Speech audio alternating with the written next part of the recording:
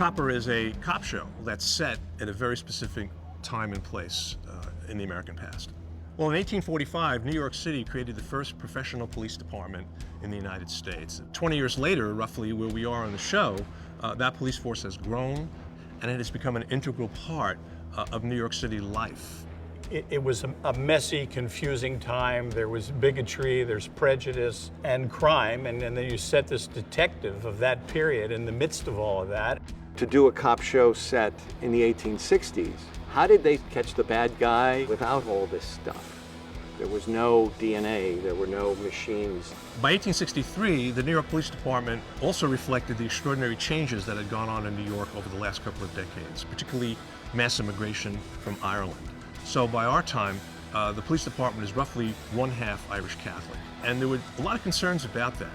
We do the dying, while the uptown bigwigs do the crying, all the way to the bank. Would the Irish Catholic immigrants be loyal to their own people, their own neighborhoods, their own clans? Or would they be loyal to the job of being a cop?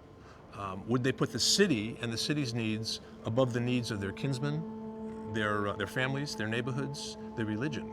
And that question was a very, very important one that I think was finally and forever answered by the police department's role in the draft riots of 1863. In many, many instances, there were violent confrontations between a largely Irish Catholic force and rioters who were largely Irish Catholic.